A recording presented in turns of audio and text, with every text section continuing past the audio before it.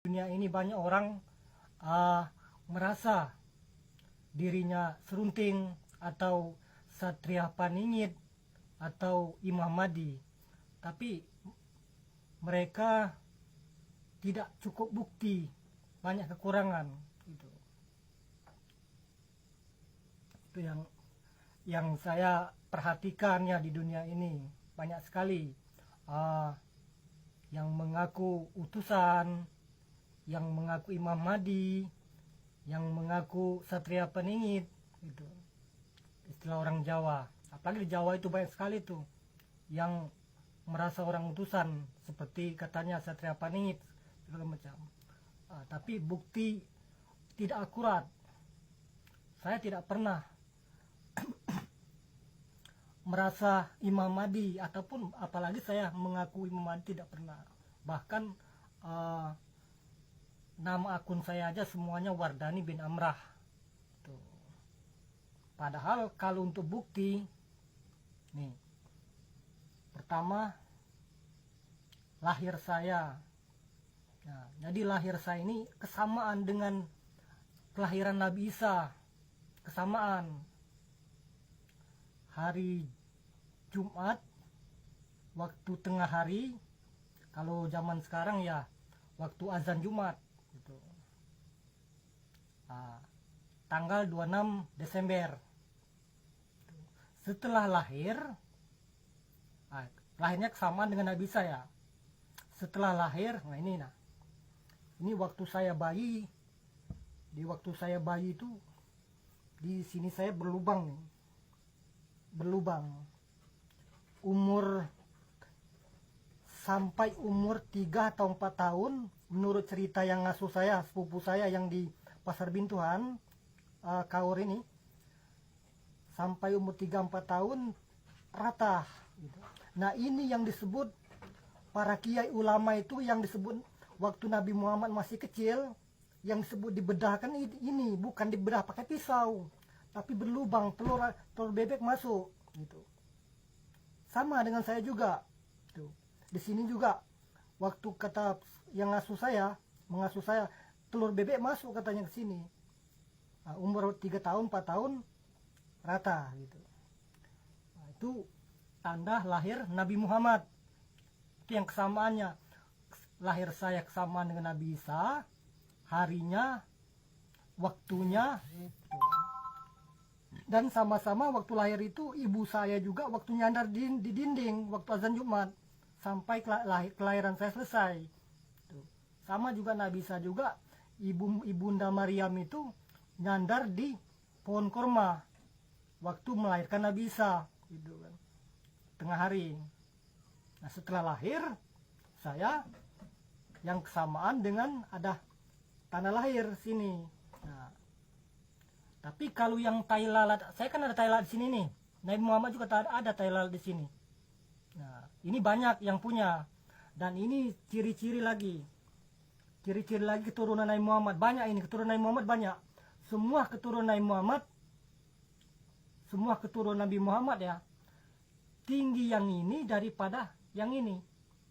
Tinggi yang ini, jari ini sama dapat telunjuk. Aduh, ini ciri-ciri salah satunya, semua keturunan Nabi Muhammad tinggi yang ini daripada yang telunjuk gitu. Tuh, banyak sama. Makanya pas saya umur 32 tahun, tahun 2007 nih, di umur 32 tahun, memasuki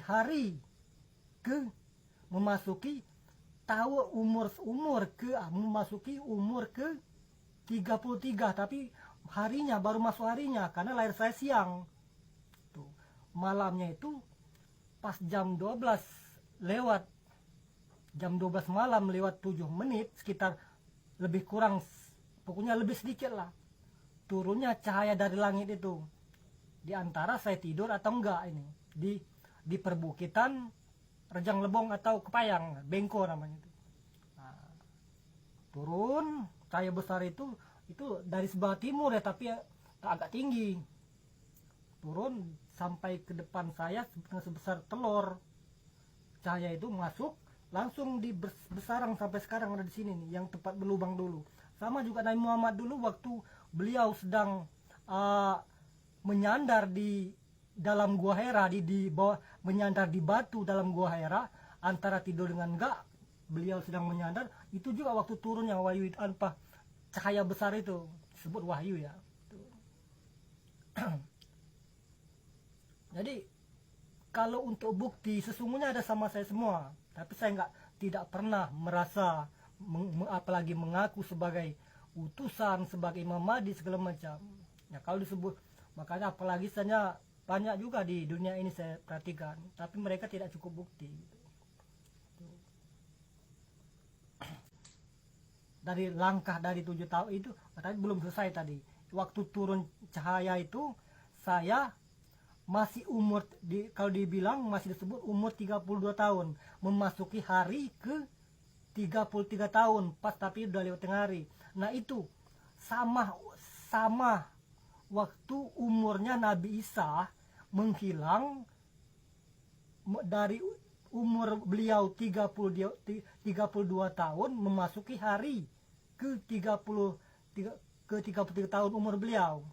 Jadi beliau itu menghilang di muka bumi ini waktu itu Nabi Isa umur 32 tahun memasuki hari ke 33 tahun umurnya. Karena beliau itu hilangnya malam, yang aslinya malam Jumat aslinya gitu. Banyak orang tidak tahu, tapi kalau saya tahu.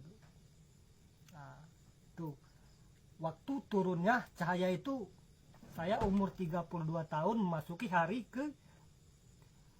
Jumat, tapi udah memasuki hari itu, udah memasuki umur saya 33 tahun, tapi udah lewat tengah hari. Tuh, umur saya 33 tahun gitu.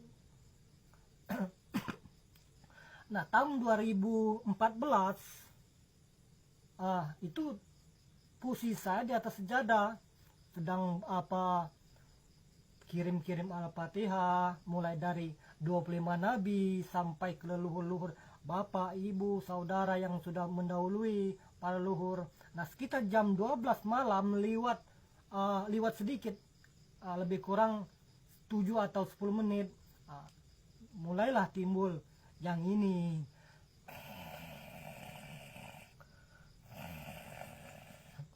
Ini yang disebut satu lagi ciri-ciri yang di akhir zaman ini, ciri-ciri yang moksa gitu. Ciri-ciri yang moksa itu ada sama saya, ciri-ciri yang di gunung itu. Satu-satunya manusia di dunia ini yang punya gauman harimaunya saya. Tapi bukan berarti saya bisa berubah wujud, tapi yang sekedar ciri-ciri gitu. Jadi tahap ketiga 2021 itu namanya baiat ruh dalam Ka'bah gitu. Seharusnya jasad saya ada di Mekah waktu itu, tapi karena Covid-19 Mekah pun tutup tuh. Jadi kalau kata para ulama yang akan membaiat seorang utusan akhir zaman, para ulama itu nggak benar. Emang siapa mereka gitu? Karena kita ambil dari Nabi Muhammad dulu. Nabi Muhammad setelah dapat wahyu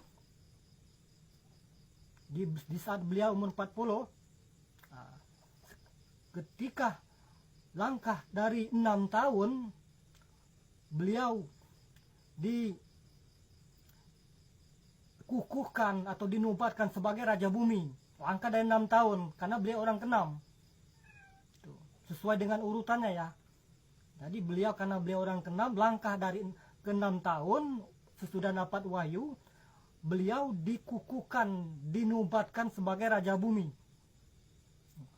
Nah, setelah langkah dari 6 tahun lagi, itu beliau dikukuhkan lagi. Itu namanya baiat ruh. Itu Allah langsung yang membaiat, namanya bait ruh. Tuh. Makanya kalau para ulama bilang yang membaiat seorang utusan akhir zaman ada para ulama, itu nggak benar. Siapa mereka gitu? Yang aslinya begitu, yang saya bilang tadi. Yang namanya baiat itu baiat ruh. Allah langsung yang bayat. Itu seperti Nabi Muhammad dulu. Setelah beliau langkah dan 6 tahun biat ruh, baru beliau turun gunung, mengajarkan ajaran Islam yang beliau bawa gitu. Kalau saya nggak buat ajaran baru lagi, karena di akhir zaman ini tidak ada lagi ajaran baru, tidak ada lagi agama baru. Agama yang paling sempurna adalah agama Islam. Itu. Makanya Nabi Muhammad sebelum beliau wafat, beliau berkata, di akhir zaman yang turun tetap sama dengan nama saya, Muhammad. Tuh. Artinya yang turun di akhir zaman ini, wahyu turun atau nur cahaya dari langit turun di akhir zaman tetap atas nama Muhammad, bukan atas nama dewa, bukan atas nama Mesias segala macam, itu bukan. Jadi kalau ada yang bilang namanya Muhammad, bapaknya Abdullah, bukan begitu. Kalau nama tidak penting, nama kecil siapapun boleh, mau bedul kayak mau apa nama, yang penting ketika mendapatkan wahyu itu tetap atas nama Muhammad di akhir zaman ini. Karena Nabi Muhammad sudah mengatakan, di akhir zaman tetap namanya sama dengan nama saya, Muhammad. Karena Muhammad itu artinya nur, cahaya. Kalau nama aslinya Ahmad, anaknya Abdullah. Nah, saya bilang tadi, di dunia ini sangat banyak yang mengaku Imam Mahdi, yang mengaku Satria Paningit, yang mengaku utusan, tapi mereka tidak cukup bukti. Saya sendiri tidak pernah mengaku sebagai Imam Mahdi atau Satria Paningit, tapi bukti itu ada sama, bukti semua itu ada sama saya gitu. Dari kelahiran, dadah berlubang disebut, kalau istilah para ulama itu dibedah gitu kan, dan ciri-ciri dari gunung gitu tuh. Jadi makanya turun yang di akhir zaman ini turun sebagai si A, berkedudukan sebagai B gitu. Jadi dua ini turun semua sebenarnya tuh. Satu turun ruhnya, berkedudukan sebagai Muhammad. Itu yang, kalau untuk turun gunung belum ada petunjuk ya, belum ada petunjuk untuk turun gunung. Nah, saya udah mau gitu, tapi belum ada petunjuk. Yang kerusuhan di ujung bulan Agustus tadi belum mencukupi untuk saya turun gunung, karena hal-hal seperti itu masih bisa diatasi oleh aparat gitu. Padahal saya berpikir kalau melihat kemarin itu, pikir saya udah hampir-hampir nih turun gunung kalau begini, tapi saya rasa belum gitu. Belum mencukupi syarat. Jadi saya bilang tadi, banyak orang mengaku sebagai utusan Imam Mahdi, Satria Paningit, tapi mereka tidak cukup bukti gitu. Bukti itu ada sama saya semua kalau mau tahu. Tapi bahkan saya sekarang masih di gunung gitu, masih menyendiri di gunung. Jadi biarkan aja orang-orang. Nanti juga kalau ada waktu, udah ada perintah Maha Kuasa, juga turun gunung juga. Tapi nggak tahu apakah nanti saya umur 50, nanti puncak Natal 2025 ini kan genap 50 nanti. Dan apakah saya sudah ada perintah untuk turun gunung apa belum? Nanti ada tanda-tandanya gitu. Tanda-tandanya gejolak alam sama gejolak manusia. Kalau itu terjadi, maka sesungguhnya mungkin saya turun gunung.